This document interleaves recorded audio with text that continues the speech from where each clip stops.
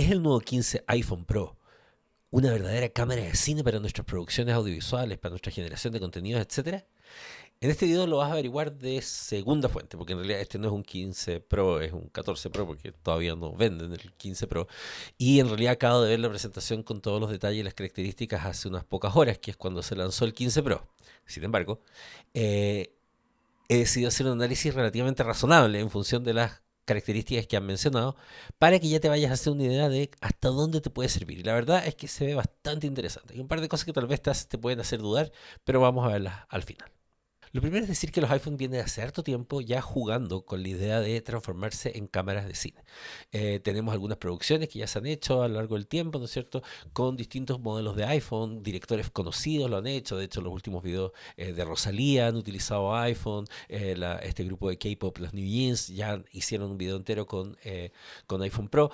Y varios cineastas jóvenes, ¿no es cierto?, audiovisualistas, han hecho documentales, videos, etcétera, incluso desde encarnaciones muy antiguas del iPhone, como el iPhone 6, el iPhone 7, y después el iPhone 10, que fue como uno de los primeros, y han ido jugando con características de cine como la grabación en ProRes, ¿no es cierto?, primero en 30 cuadros por segundo, después en 24 cuadros por segundo, después la integración del estabilizador de cámara, para no tener que andar usando gimbals, el modo cinemático, por ejemplo, que primero estaba en 30 cuadros, después en 24 cuadros, y que permite, ¿no es cierto?, tener ese efecto de bokeh que logran los lentes ópticos como el que tengo puesto acá, como un fondo difuminado, incluso que yo puedo cambiar si quiero alternar entre el fondo o el subject principal, ¿no es cierto?, en postproducción, se podía hacer. Por lo tanto, ya se ha ido jugando. Y por otro lado, algunas características más pro se han ido agregando con aplicaciones como Filmic Pro y otras que permiten darle algunas características mejores como grabación en log, etcétera, que facilitan el flujo sobre todo, porque muchas veces el que sea una cámara más o menos de cine tiene mucho que ver con la usabilidad, con la calidad, con el desempeño en terreno, ¿no es cierto? Si se calienta y deja de grabar, no me sirve para grabar una producción, pero también con el flujo. O sea, si yo para poder pasar los archivos me voy a demorar muchísimo, va a ser muy complicado, probablemente no va a ser algo bueno para producir video.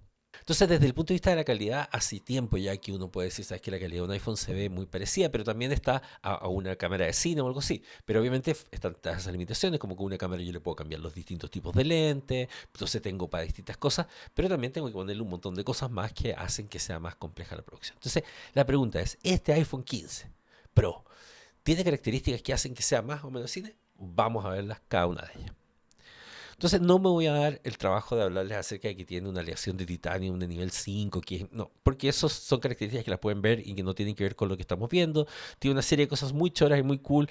Además me molesta mucho que no haya salido el color rosado, que es uno de mis favoritos, y siguen teniendo, siempre los Pro tienen que ser como más serios. Yo no entiendo por qué, francamente, gente de Apple no entiende nada. Pero bueno, ahora obviamente se ve más serio por una producción probablemente. Entonces, independiente de eso, nos vamos a ir a una de las primeras cosas interesantes, el chip nuevo que trae. El chip nuevo que trae, no nos vamos a ir en la geek, ¿no es cierto? Pero es de 3 nanomicrómanos, es el más chico de la industria, por lo tanto, permite tener muchos más transistores en menos espacio, por lo tanto, permite aumentar el poder. ¿Ya? Y hoy día tenemos entonces un chip que, si bien la pregunta aquí que yo hago, no sé si serviría como cámara de cine, ¿qué tiene que ver con los juegos? Bueno, el hecho de que lo hayan transformado claramente en una máquina para jugar, y yo creo que ese es uno de los puntos de venta que quieren vender, porque sacaron juegos como Assassin's Creed, juegos como Resident Evil, que antes se jugaban solamente en consolas, se van a poder jugar en teléfono. Quiere decir que la capacidad de procesamiento para capas 3D es muy grande. Y eso es súper interesante a la hora de hacer postproducción. Eso quiere decir que probablemente en aplicaciones como CapCut o así como probablemente este chip va a ser usado para el iPad nuevo que ya utiliza, que se puede usar DaVinci.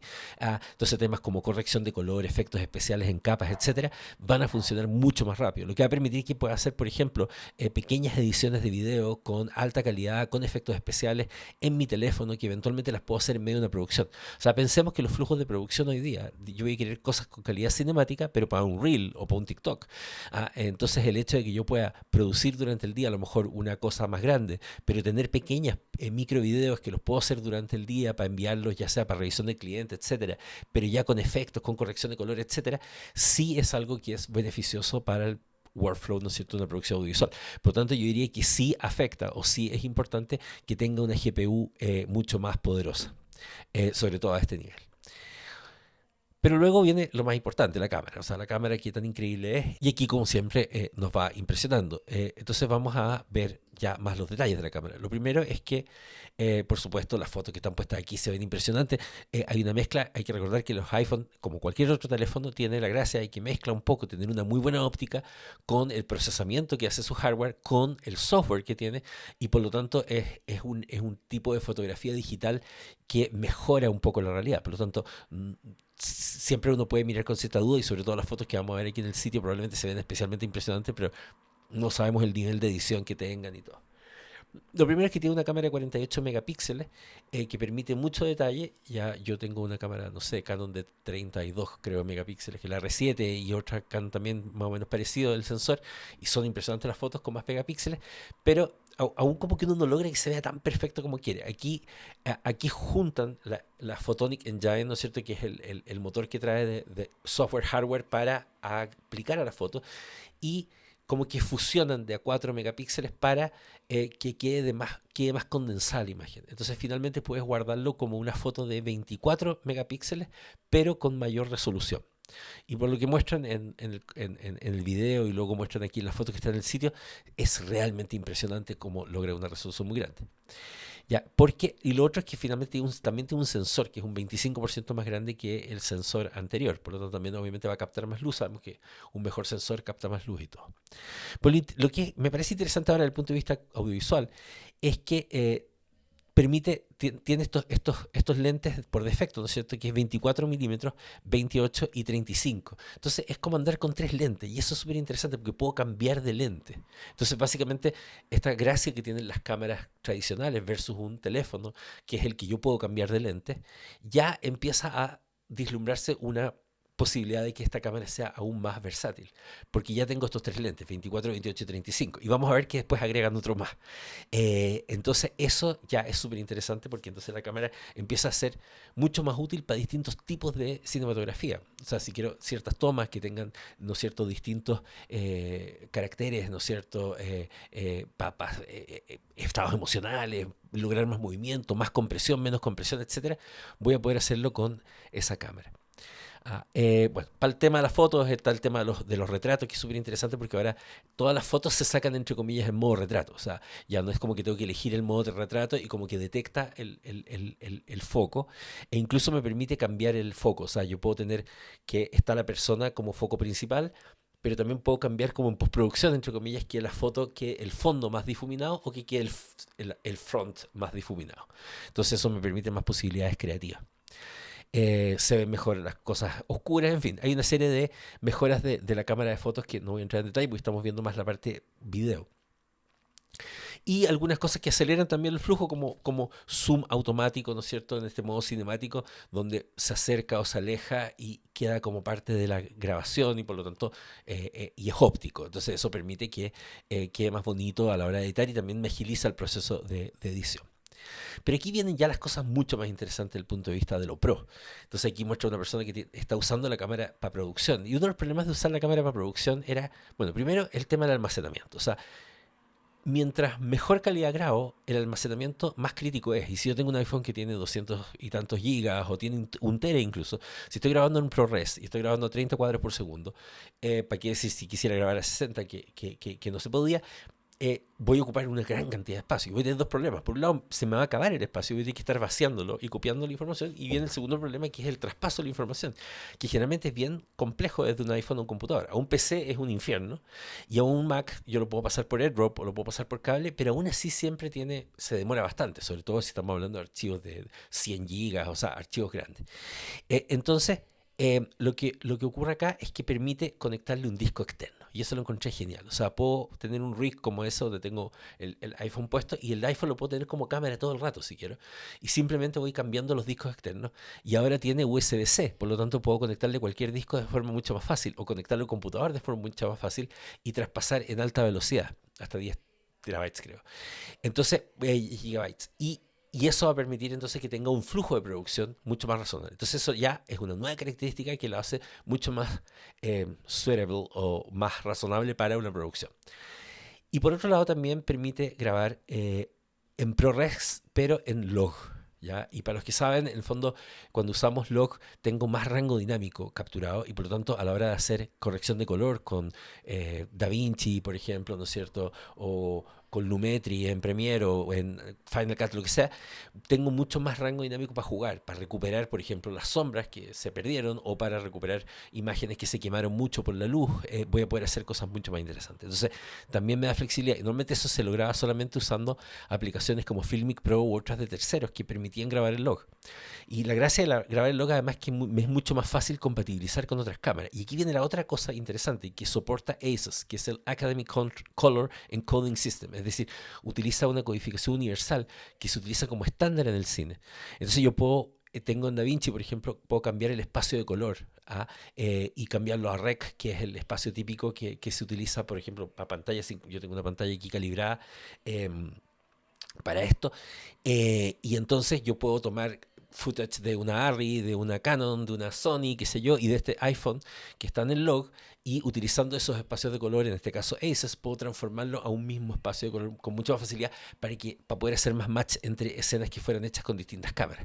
Entonces, a la hora de hacer una producción donde tengo muchas cámaras también, es súper práctico, porque por un lado voy a grabar en ProRes, o sea, es una cosa compatible, y ProRes tiene esta gracia, además de que tiene un tipo de compresión que es mucho más fácil de decodificar, sobre todo en los nuevos Mac con procesadores M1, M2 que traen decodificador ProRes.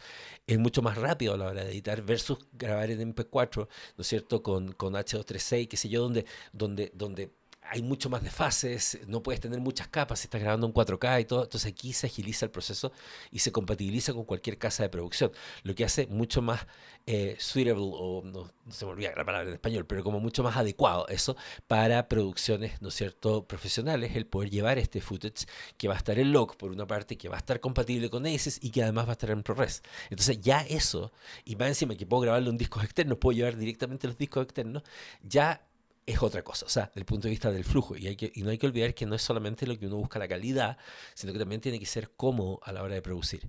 Y la calidad ya está dada porque tenemos entonces un lente que es mejor, tenemos como 3 lentes y todo eso. Y finalmente lo que encuentro genial es que tiene captura espacial, y esto es como el futuro de la grabación, ¿ah? Es lo que se llama la captura volumétrica de video. O sea, yo voy a poder captar un video, por ejemplo, ahí está alguien tocando en la playa, lo voy a grabar, pero voy a grabar información del espacio también. Entonces, cuando yo lo reproduzca en lentes de realidad virtual, como los Vision Pro, que son un poco caros, pero en algún momento van a ser comprables, va a ser como que yo estoy ahí. O sea, si pensamos en las grabaciones en 360 que uno logra con las Insta360 u otras cámaras, yo he visto los videos, o sea, yo he hecho videos porque tengo 360 y tengo lente de realidad virtual, los Quest, y ya es impresionante estar dentro de esos videos inmersivos. Pero cuando tenga información espacial y volumétrica, me parece que se van a poder hacer cosas mucho más impactantes. Y tener esa tecnología al alcance ya para poder jugar con ella ya me parece una cosa muy, muy interesante. Y finalmente lo otro que encuentro genial es el zoom. Tiene este zoom de 120 milímetros, por lo tanto teníamos 3 lentes, ahora tenemos un cuarto lente. ¿Ya? Ellos dicen que son 5 lentes en total porque además tengo el 0,5 que es el wide. ¿Ya? Así que tendría como 5 lentes, es como andar con una cámara con 5 lentes. Pero la gracia de este zoom de 120 milímetros es que no es un zoom como uno podría imaginarse, oye, ¿sabes que un zoom digital que te aumenta cada uno de los píxeles? No. La verdad es que si ustedes se fijan, un zoom, un gran zoom normalmente es alargado, ¿ya? Y aquí lo que hicieron fue una cosa muy ingeniosa, que básicamente tienen un diseño de tetraprisma. Entonces, eso que habría sido algo alargado, lo transforman en realidad en una serie de microespejos que están en una cosa más delgada, que rebotan generando la misma distancia entre ellos como si fuera más alargado. Muy ingenioso. Y eso permite que físicamente el zoom sea así. Entonces es un zoom físico de 120 milímetros. Y además tiene un sistema de estabilización impresionante con 10.000 microajustes al segundo. Y si pensamos en la estabilización del iPhone 14 Pro, ya era bien impresionante. O sea, uno podía correr y efectivamente se estabiliza mucho la imagen. Aquí tiene un sensor en 3D en los 3 ejes que permite hacer una estabilización aún mejor. O sea, además tenemos ya un teléfono que graba en todos los formatos que son profesionales, compatible con los flujos, permite grabar afuera, y además tiene zoom, tiene como 5 lentes y estabilización, por lo tanto no tengo que andar con un gimbal. Entonces también me ahorro un montón de accesorios, ¿no es cierto?, por tener una cosa como esta. Y trae una cosa interesante que es esta guía, donde yo voy a poder ver, ¿no es cierto?, el contexto de la foto y voy a poder ver lo que zoomé. Entonces de esa forma me aseguro que ese zoom quede súper bueno en el contexto total. Entonces creo que en ese sentido ya tenemos un teléfono. Y bueno, y después ya El resto de las cosas tienen que ver con las transferencias, ¿no es cierto? Esto sí es súper práctico. Una transferencia que es hasta usando USB-C en el fondo, permite transferir muy rápido al computador, que eso es súper importante cuando quiero transferir, pero además en el fondo como voy a tener estos discos externos, voy a poder transferir con más facilidad. Tenemos también una batería más grande o más que dura más, ¿no es cierto? Lo que es bueno para una producción, pero probablemente si lo voy a usar todo el día en producción voy a tenerla conectado. Pero la gracia de que tenga USB-C es que voy a poder tenerlo conectado a la corriente con el mismo adaptador que yo use para todo mi otro equipamiento USB-C que tenga. Entonces también lo hace mucho más compatible con todo mi equipamiento. Y esos son, yo diría que hay un montón de otras características interesantes que no voy a entrar. Y lo otro tiene que ver con el precio, que finalmente, si uno lo piensa, una cámara, o sea, esto va a partir en $1000 y tiene una versión de $1200, el Max, que es más grande en el fondo, pero es el mismo teléfono. La verdad que tiene que ver más con lo fácil de usar. Eh, o sea, yo tengo, por ejemplo, una Canon, una R7. Si pensamos en una cámara más cinemática como la FX3 u otras, son cámaras que cuestan sobre los $2000, a pesar de que son muy buen precio para una cámara más cinemática, pero, por ejemplo, muchas veces, o sea, una cámara de menos precio no tiene grabación en ProRes. Muchas de estas no tienen grabación en ProRes, que es una cosa súper práctica a la hora de editar, sobre todo cuando va a editar footage muy grande, de 4K, etcétera. Eh, el hecho de que tenga log, que no todas las cámaras tienen log, que traiga el estabilizador, ¿no es cierto? Que es un estabilizador mucho más potente que los IBIS típicos de las cámaras. El hecho de que venga como con 5 lentes, el equivalente a 5 lentes. Entonces, probablemente no nos vamos a encontrar con algo que sea exactamente como tener una cámara. O sea, no lo vamos a comparar a lo mejor con una FX3, con una FX6 o con una Canon C70 o una C300 incluso de Canon o cualquiera de las nuevas, ¿no sé, todas las otras marcas. Pero la verdad es que se acerca demasiado. O sea, y para el 80 o 90% yo creo que las producciones que uno puede hacer va a ser superior a muchas producciones. El hecho de que podamos andar con esto y que podamos andar con dos de estos y tenemos dos cámaras de pronto, ¿no es cierto?, por $2000, y por supuesto tiene unos discos externos y todo, pero vas a tener 5 lentes para cada una, vas a grabar en ProRes, vas a grabar en log, vas a grabar en 4K a 60 frames por segundo, ¿no es cierto? En ProRes. La verdad es que es una locura en comparación a lo que ha habido antes. Entonces, me parece que sí, esta vez, ¿no es cierto? Tal vez el iPhone 14 frente al 13 era bien poco avance. Tal vez este 15 frente al 14, uno podría decir que no es tanto avance, pero yo diría que estas pequeñas cosas ya son un poquito más grandes. Si tienes un iPhone 13 o lo estás usando para hacer películas y puedes saltarte al 15, te aseguro que es mejor saltar al 15 que pasarte al 14 porque ahora va a bajar de precio probablemente al 14. Así que la verdad es que me parece muy interesante. Espero poder vender producciones suficientes para poder comprármelo y poder probarlo. ¿Cuál va a ser uno de los pequeños disadvantages o desventajas que vas a tener con esto? Probablemente es que muchos clientes van a querer que llegues con una cámara, con un lente y todo. Y va a sonar poco serio que llegues con un teléfono. O sea, y lamentablemente eso importa. O sea, de hecho yo tengo una cámara Canon a la que le pongo un Matebox, que es como esa cajita que está adelante, y le pongo un monitor y se impresionan los clientes y es como, wow, tienes una cámara de cine. Y es como de verdad es la misma cámara, el Matebox casi ni lo uso, pero básicamente se ve más impresionante. Y la verdad es que a los clientes les importa eso, les importa que se vea bacán y todo. Pero la verdad es que si quieres hacer una producción, sobre todo cuando quieres hacer tu portafolio y quieres trabajar, o si eres capaz de venderle la propuesta de valor, al final tú lo que tienes que mostrar es un buen portafolio, mostrarle una buena propuesta de valor a tu cliente y decir, ¿sabes qué? En realidad voy a grabar con iPhone, sí, pero va a ser bacán porque voy a grabar a 3 cámaras versus a lo mejor grabar a una cámara por tener que estar usando una cámara cara o algo por el estilo. Y a lo mejor te voy a cobrar menos, qué sé yo. La oferta va a estar súper buena. Entonces yo, la verdad es que creo que hay que ir explorando cada vez más el tema del uso de los smartphones como centros de producción. Con el ecosistema Apple me molesta en muchas cosas.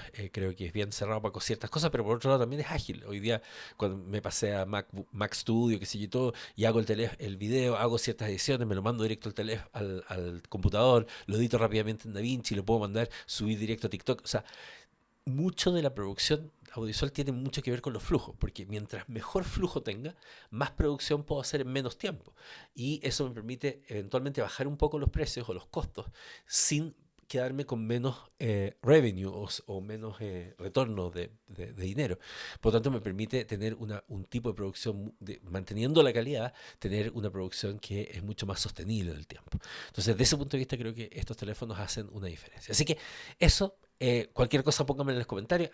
Voy a ver cómo va avanzando esta cosa cuando ya los empiecen a entregar, ¿no es cierto? Pero bien interesante la información que tenemos hasta ahora, porque ya es real, ya no son rumores ni nada por el estilo.